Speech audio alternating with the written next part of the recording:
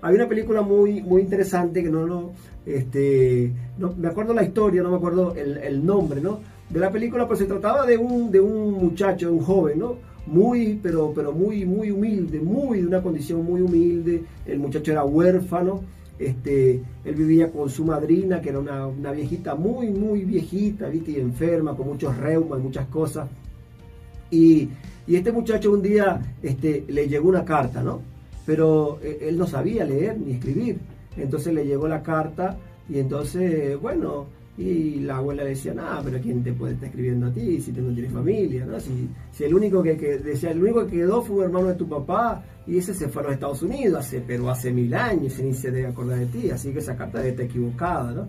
Entonces él, pero bueno, la curiosidad, y se mató al gato, él se fue al boticario, ¿no? A la farmacia para que el farmacéutico le leyera, pero pasó algo allí mientras estaba ahí. Llegó una señora con una nena como de 4 o 5 años, ¿no?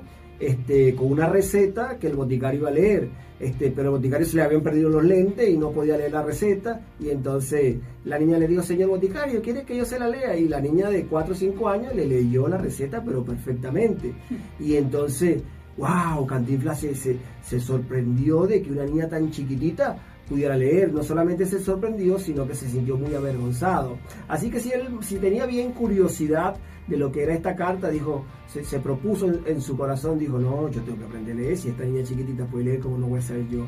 No voy a aprender yo. Así que se puso a leer, a aprender a leer, y así tuvo, ¿no? Y guardó la carta hasta que pudo, hasta que comenzó a aprender a leer. Entonces, mientras trabajaba de día, iba a la escuela de noche. Entonces, imagínense, iba a la escuela de los niños y él era un adulto. Entonces se burlaban los niños de él, mucha gente le hacía broma, le tomaba el pelo, y en medio de toda esta situación, las necesidades, ¿no?, que tenía con su abuelita enferma, con sus necesidades. Claro que sí. Hasta que un día, ya de tanto estudiar, de tanto prepararse, aprendió a leer.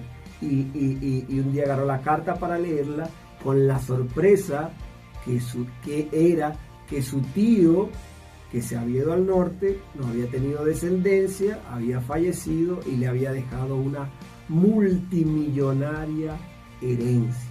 Entonces dice, bueno, ¿y qué tiene que ver esto con lo que venimos hablando, ¿no? Pero nosotros sabemos, ¿no? Sabemos que lo que deja herencia, ¿cómo se llama? ¿Cómo se llama el documento donde nos dejan la herencia? El testamento, ¿verdad? Y nuestra amada Biblia está compuesta de 2 partes. ¿Cómo se llaman las 2 partes de la Biblia? Antiguo Testamento y Nuevo Testamento. Entonces nosotros también tenemos un testamento, también nos dejaron un testamento, ¿no es cierto? Y dice la palabra, lea esto en Hebreos 9:16, dice, porque donde hay testamento, nosotros tenemos testamento. ¿O no tenemos testamento? Tenemos un testamento. Lo que pasa es que no lo leemos, porque estamos como el hombre de la historia. Es necesario que intervenga la muerte del testador, porque el testamento, con la muerte del testador se confirma, pues hasta que no se muere, no es válido. ¿Me entiendes? Eso es la respuesta de por qué Jesús murió. Porque si Él no moría, no había testamento. Entonces nosotros tenemos ese testamento, pero tenemos que conocerlo. El libro, que es la Biblia, es nuestro testamento. Allí está reflejada nuestra herencia. Allí está escrito qué son las cosas que nuestro tío rico, como el de la historia, nos ha dejado, la herencia que él nos ha dejado.